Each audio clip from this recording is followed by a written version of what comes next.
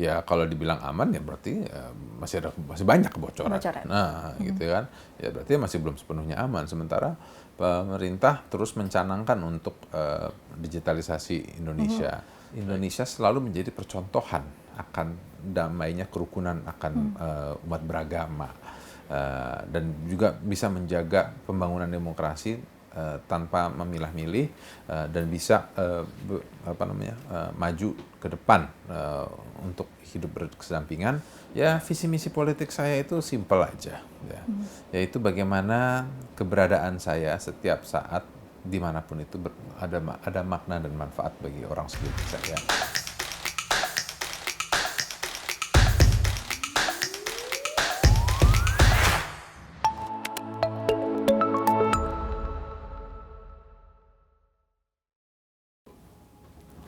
Halo pemirsa, kembali lagi bersama saya Ayu Jelita dalam program Dialog 8. Dan kali ini saya sudah bersama dengan tokoh politikus muda, yaitu Mas Dev Laksono selaku anggota Komisi 1 DPR RI.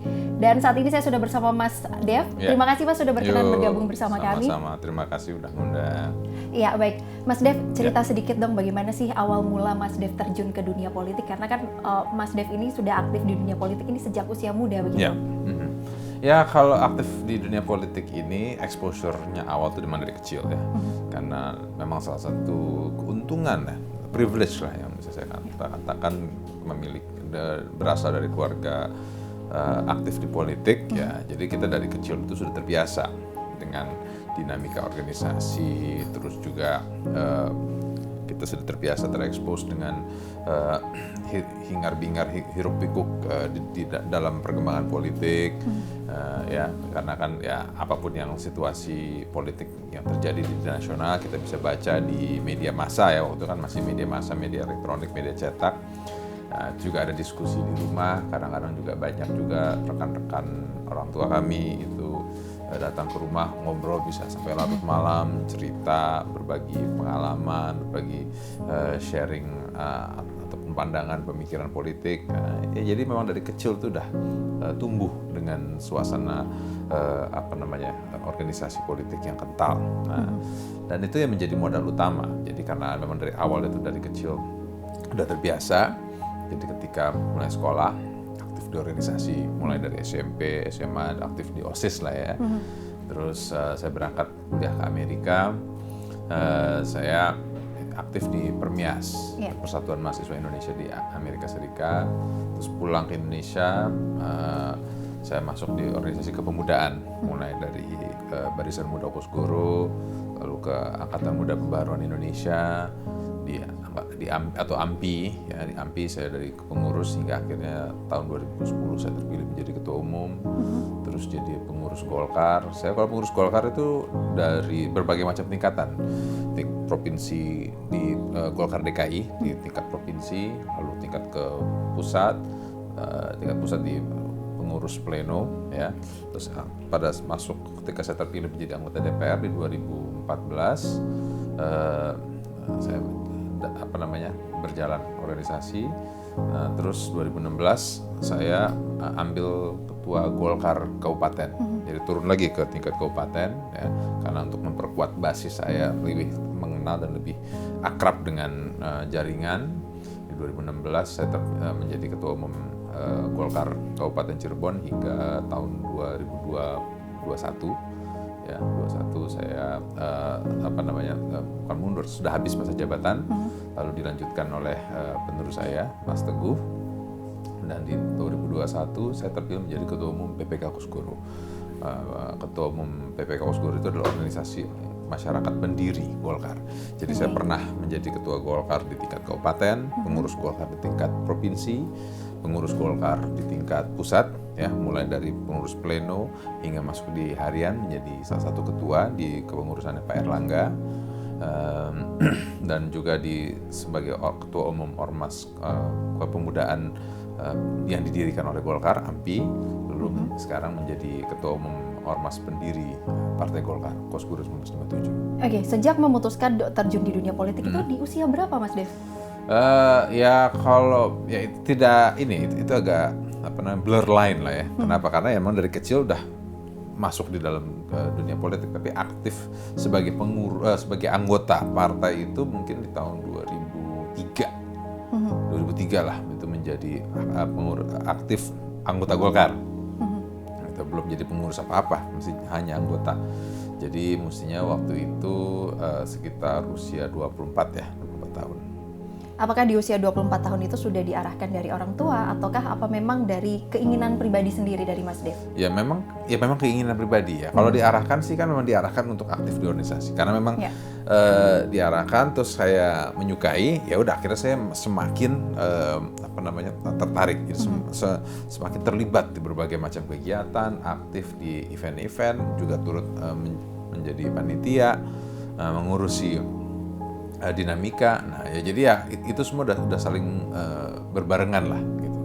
Oke, dan ini kan saat ini Anda menjabat sebagai salah satu anggota Dewan di DPR RI begitu, dan ini bukan kali yang pertama. Bagaimana jalan ceritanya hingga Anda memutuskan terjun menjadi anggota DPR RI? Ya, jadi saya itu kan pertama kali masuk di Golkar 2003, terus baru menjadi pengurus Golkar tingkat provinsi di 2005 lah ya, di 2005 ya, karena waktu ada pergantian ketua Golkar DKI, saya masuk di dalam kepengurusan, terus dari situ saya terlibat aktif di Golkar. Nah, lalu saya maju pertama kali 2009. 2009 di daerah pemilihannya di Jawa Barat juga, tapi daerah pemilihannya untuk Kabupaten Bandung dan Bandung Barat. Nah, 2009 saya belum dapat. Nah, tapi saya dapat pengalaman dan juga pembelajaran tentang bagaimana menjalankan kampanye, pendekatan, berbicara dengan masyarakat, gitu. Sehingga akhirnya dari 2009 hingga ke 2014 saya maju untuk kedua kali, baru terpilih menjadi anggota DPR. Nah, dan modalitasnya sudah cukup banyak. Sudah pernah itu kan maju kedua kali, terus juga sudah memimpin ormas kepemudaan tingkat nasional, lalu ngurusin partai dari tingkat bawah. Nah, jadi itu modal utama untuk saya maju di 2014. Dan kedua kali saya maju di 2019 terpilih kembali, dan alhamdulillah puji Tuhan di 2024 saya maju untuk periode yang ketiga, itu terpilih kembali ya, dengan suara yang cukup signifikan, 82 ribuan lah. Tapi setiap kali maju, setiap hari, setiap pertemuan itu ada satu hal lagi lah yang dapat saya petik, dapat pelajari, dapat saya mengerti. Karena apa? Karena kan di dalam menjalankan roda organisasi, dalam menjalankan tugas fungsi sebagai anggota DPR, menyuarakan aspirasi masyarakat, itu ya membutuhkan proses yang tidak mudah ya. Nah, kan tapi setiap permasalahan, setiap kendala, ya, setiap kita komunikasikan ke pemerintah, siapapun itu mitranya ya. Karena kebetulan saya di Komisi 1, mitra saya adalah tadi barusan kita rapat dengan Pak Prabowo, sebelumnya dengan Kepala BIN, dengan Menlu, dengan Menkominfo, dengan Gubernur Lemhanas, dengan Kepala BSSN, Kepala Bakamla, ya berbagai macam hal terus kita utarakan dengan pemerintah, ya, berbagai macam hal kita upayakan untuk kita bisa mencari solusi setiap kendala permasalahan yang mungkin ada, agar memiliki hasil yang berkesinambungan untuk masyarakat. Oke, Mas Dev ini kan tergabung dalam Komisi 1. Apa sih tujuannya Mas Dev di Komisi 1 ini? Goal utamanya Mas Dev sendiri apa? Ya, goal utama kita itu ya pasti adalah untuk pelayanan pada masyarakat. Bagaimana membangun sistem digitalisasi yang lebih baik, memiliki yang benar-benar menjaga kedaulatan bangsa. Lalu bagaimana kita itu bisa memastikan, memperjuangkan semua kebijakan-kebijakan luar negeri kita untuk memastikan perdamaian, terus di seluruh muka bumi, memastikan tidak ada bangsa yang terinjak ataupun juga tertindas oleh siapapun di Santero Nusantara. Ya, hal ini semua adalah poin-poin utama yang perlu kita perjuangkan agar memastikan bangsa Indonesia itu tetap mendapatkan porsi yang paling signifikan di dunia. Oke, kemarin saya juga sempat melihat Mas Dev juga mengkritik keras terkait kebocoran data yang sempat menimpa Kominfo, dan saat ini juga ada kebocoran data. Bagaimana Anda melihat fenomena ini yang berulang kali terjadi? Ini yang kita sampaikan ya. Nah, kebetulan kemarin ini kita rapat dengan Menko Polhukam. Jadi pemerintah karena rupanya presiden cukup gemas melihat data yang terus-menerus bocor, nah, akhirnya dinaikkan tingkatnya itu, satgasnya itu tidak lagi di bawah Kominfo ya, tingkat menteri, tapi dinaikkan di level Menko. Nah, dengan dinaikkan ke level Menko, tentu kita berharap bahwa ini ada keseriusan dan ketegasan dan kecepatan dari pemerintah itu dalam membuat blueprint pengamanan, lalu juga implementasinya, dan juga memastikan SOP-nya itu benar-benar terlaksana di tiap-tiap kementerian. Setiap pengampu data itu memiliki tanggung jawab, dan juga di dalam undang-undang PDP yang sudah kita selesaikan 2 tahun yang silam itu, salah satu urunannya adalah kita membuat komisi perlindungan data pribadi. Nah, ini yang pemerintah belum sampaikan ke DPR juga, entah mungkin di periode yang berikutnya, karena kan DPR sudah mau selesaikan masa periodenya ya dalam beberapa hari ke depan. Jadi mungkin di pemerintahan berikutnya ataupun juga di DPR berikutnya bisa segera dibentuk komisi PDP agar bisa segera berjalan dengan cepat untuk menyelesaikan ini. Oke, kemarin kan Mas Dev juga sempat menyampaikan kritik yang cukup pedas begitu. Nah, sejauh ini bagaimana sih Anda melihat langkah pemerintah? Apakah langkah pemerintah ini sudah sesuai pada porsinya kah, atau malah terkesan lebih lambat begitu, Mas? Gini, kalau presiden sih sudah menyampaikan direktifnya berkali-kali, ya, dan juga menyampaikan kekecewaannya juga akan melakukan kebocoran ini. Jadi dan juga beliau menegaskan untuk ditelisik dengan secara detail ya akan kendala permasalahan ini, akan tapi ya yang kita lihat bahwa belum ada hasil yang signifikan. Kenapa? Karena ini menjadi isu ketika permasalahan itu muncul. Ya, kalau tidak ada permasalahan, business as usual, nggak ada orang yang tahu, nggak ada orang yang peduli. Ketika ada data yang bocor, ketika rame dibicarakan di mana-mana, di berbagai macam platform dan sosial media, baru semuanya orang itu menjadi aware. Nah, ya ini memang kerjanya tim untuk pengamanan data ini ya ketahuan ketika tidak ada masalah. Jadi jelek ketika baru ada masalah. Beda kan kalau kita misalnya membangun gedung, bangun fisik, bangunannya jadi, hasilnya bagus, kelihatan kan, baru orang tepuk tangan. Tapi kalau hal digitalisasi kayak gini-gini ya kelihatannya itu ya ketika semuanya lancar. Nah, banyak orang tuh tidak sadar. Nah, ini yang juga harus kita terus sosialisasikan dan kita apresiasi ketika berjalan dengan baik. Oke, nah ini kan kebocoran data sudah terjadi 2 kali, bahkan ironisnya lebih berkali-kali. Yang berkali-kali ya Mas ya. Ironisnya sampai data presiden saja menjadi rahasia publik begitu. Apa yang salah dari sistem yang ada di Indonesia? Ya, bukan rahasia publik, jadi pengetahuan umum kan, ya, karena jelas ketahuan tuh NIK-nya segala macam. Ya sempat ada yang bilang katanya NIK-nya tidak sesuai, nomor pajaknya sudah diblokir ya. Akan tapi apapun itu data itu bocor, ada 6 juta data ya, mungkin yang di sampel atau dilihat ada tidak benar, tapi apakah semua data itu sama? Apakah data-data bocor itu data-data palsu atau gimana? Nah, ini yang tidak ada ketegasan. Berarti data-data sebagian besar data benar.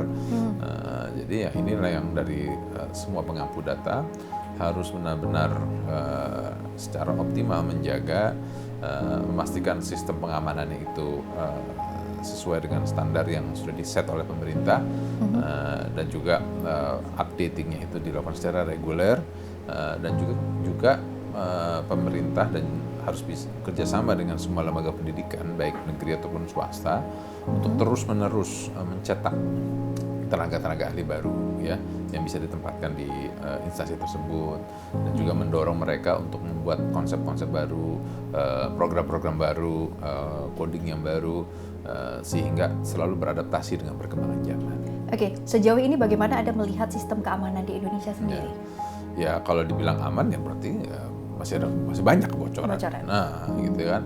Ya berarti masih belum sepenuhnya aman. Sementara pemerintah terus mencanangkan untuk digitalisasi Indonesia, baik dari segala macam sisi pelayanan. Nah, ini yang harus menjadi PR ke depan, bahwa ini benar-benar serius pemerintah dalam pengamanan digitalisasi ini. Apa langkah yang harus diambil pemerintah untuk mengantisipasi agar hal ini juga sudah tidak terulang kembali? Ya pemerintah ya terus harus berbenah diri, terus melakukan koreksi akan kelemahan kelalaiannya itu ada di mana saja, meningkatkan kemampuan, meningkatkan sumber daya manusianya, meningkatkan sistemnya, memastikan bahwa ini semua benar-benar terlaksana dengan baik. Oke, Mas Dev, ini kan dalam konteks peran Anda sebagai Ketua Bidang Hubungan Luar Negeri begitu. Dari Partai Golkar sendiri, bagaimana sih melihat posisi Indonesia dalam peta politik global saat ini? Ya, posisi Indonesia sangat baik ya. Kita lihat di setiap banyak forum-forum internasional kan, mulai dari G20, KTT Air, Water Forum, terus juga Bandung Asia Pasifik juga ya, yang dilaksanakan di Bandung, dilaksanakan di Bali, dilaksanakan di Jogja, dilaksanakan di Labuan Bajo. Terus Bali Democracy Forum ini membuktikan bahwa Indonesia bisa menjadi mercusuar akan perkembangan demokrasi secara global. Dilihat dari kemajuan kita menjaga keragaman kita ya. Walaupun masih banyak kekurangan sini-situ, akan tetapi secara makro, secara general, Indonesia selalu menjadi percontohan akan damainya kerukunan, akan umat beragama, dan juga bisa menjaga pembangunan demokrasi tanpa memilah-milih, dan bisa maju ke depan untuk hidup berkesinambungan demi kesejahteraan bangsa secara keseluruhan. Nah, ya kemampuan-kemampuan ini yang menjadi selling point kita. Belum lagi isu perekat kita, ya doktrin kita Pancasila ini, ya yang banyak negara-negara yang tidak miliki, gitu ya. Banyak kan juga ada negara-negara lain yang agamanya juga mungkin cuma satu atau dua, akan tapi ributnya itu kencang. Pertempuran antara faksinya sangat kencang. Ya. Jadi ini menunjukkan bahwa memang Indonesia ini kita secara kultur, secara budaya ini memang terbiasa untuk berbeda-beda, akan tapi satu. Itu menjadi pedoman dan kekuatan kita untuk menjadi percontohan secara internasional. Oke, apa sih tantangan Indonesia untuk menjalin hubungan baik antar negara, misal ke Amerika, ke China, dan Rusia, seperti apa? Ya, kita memiliki banyak selling point kita ya. Kita lihat bahwa middle income kita itu sangat besar, market kita sangat luas, sumber daya alam kita sangat dahsyat. Jadi kita tuh bisa produksi dan juga bisa memasarkan untuk kebutuhan sendiri aja, industri sudah bisa cukup, bisa maju. Nah, ini yang harus terus kita dorong ya. Kita harus bisa memajukan industri dalam negeri kita ya, untuk di semua sektor, mulai dari otomotif kah, industri berat, alat berat, pangan, telekomunikasi, pendidikan, terus juga ataupun juga sektor industri kreatif, ya kan bisa berbagai macam bermacam bidang kan. Nah, ya ini harus kita dorong ya, ditambah lagi kita memang memiliki kebudayaan yang unik, yang banyak ya. Nah, ya ini yang harus terus kita kemas dengan baik ya, harus kita terus poles, kita terus perbaiki sehingga bisa benar-benar diterima oleh masyarakat global. Oke, Mas Dev ini kan tergabung dalam Komisi 1 begitu kan. Nah, Mas Dev ini kan di Komisi 1 sendiri kan pastinya sudah ada program-program kerja yang cukup baik untuk masyarakat Indonesia bersama. Kira-kira apa sih yang menjadi poin utama dari Mas Dev sendiri untuk mengembangkan Komisi 1 terutama di bidang pertahanan sendiri? Ya, untuk di sektor pertahanan banyak sekali sih ya bidang-bidang yang kita perlu kembangkan, baik dari strategi perang kita kan dengan perang guerrilla warfare kita itu kan menjadi salah satu kunci kemenangan kita, ataupun juga kemampuan kita ketika kita melawan kolonialisme pada perang revolusi kita. Lalu juga industri militer kita juga cukup diakuin. Sejumlah peralatan tempur kita itu seperti kendaraan-kendaraan berat, kendaraan rantis ya, perintis, juga telah digunakan di berbagai macam belahan dunia, bahkan sekarang itu di Timur Tengah ada penambahan terus untuk armored personal carrier kita yang digunakan oleh PBB. Lalu belum lagi kapal laut ataupun kapal terbang kita ini juga masih memiliki ruang yang besar dan bisa kita kembangkan terus lah untuk bisa bermanfaat dan juga bisa menaikkan nama Indonesia di semua tempat. Oke, Mas Dev, apa sih visi misi politik Mas Dev sendiri? Ya, visi misi politik saya itu simpel aja, yaitu bagaimana keberadaan saya setiap saat dimanapun itu ada makna dan manfaat bagi orang sekeliling saya. Apakah ketika saya sedang memimpin organisasi atau saya sedang menjalankan fungsi saya sebagai seorang anggota dewan ataupun saya sebagai warga negara biasa. Jadi tanpa memiliki emblem tersebut embel-embel tersebut bagaimana saya ini bisa bermanfaat bagi orang sekeliling saya untuk terus menaikkan derajat warga setempat. Oke, Mas, ini kan sebentar lagi kita menyongsong pemerintahan yang baru begitu. Bagaimana Anda melihat pemerintahan selanjutnya? Ya, ini kita hanya dalam hitungan hari akan masuk di dalam pemerintahan baru. Presiden Prabowo dan Wakil Presiden Gibran Raka Buming Raka. Ini akan segera dilantik. Lalu terus juga sekitar 1 bulan kemudian kita akan memilih kepala daerah secara serentak se-Indonesia, se-Nusantara. Jadi ini adalah momen yang historical bagi Indonesia, mungkin bisa juga jadi pivotal point dalam sektor-sektor tertentu untuk bagaimana kita bisa berpikir taktis untuk lebih meningkatkan produktivitas kita, lebih berpikir secara general untuk membuat konsep-konsep baru dalam tindak tanduk kita agar semua kebijakan yang dibuat dari pemerintah pusat dan hingga tingkat terendah itu terlaksana dengan linear dan teraplikasi dengan baik dan masyarakat menikmatinya dan mendapatkan manfaatnya secara luas. Oke, terakhir Mas Dev, apa harapannya untuk pemerintahan selanjutnya? Ya, pemerintahan selanjutnya ini memiliki PR yang luar biasa, memiliki tanggung jawab yang besar, ya sama seperti pemerintahan sekarang karena banyak pekerjaan yang telah dirintis oleh Presiden Jokowi itu harus dirampungkan dan diselesaikan dan disempurnakan oleh pemerintahan Jenderal Prabowo nantinya. Jadi berbagai macam hal, faktor ataupun juga sektor-sektor khusus ataupun secara umum ini membutuhkan gebrakan-gebrakan baru untuk bisa terselesaikan dalam kurun waktu 1 atau 2 periode ke depan nantinya. Oke, baik. Terima kasih Mas Dev Laksono atas waktunya sudah berkenan bergabung bersama kami di program Dialog 8. Dan pemirsa, itulah tadi perbincangan kami bersama Dev Laksono selaku anggota Komisi 1 DPR RI, dan sampai jumpa dalam program Dialog 8 selanjutnya. Saya Jelita pamit undur diri. Terima kasih dan sampai jumpa. Terima kasih Mas Dev atas waktunya.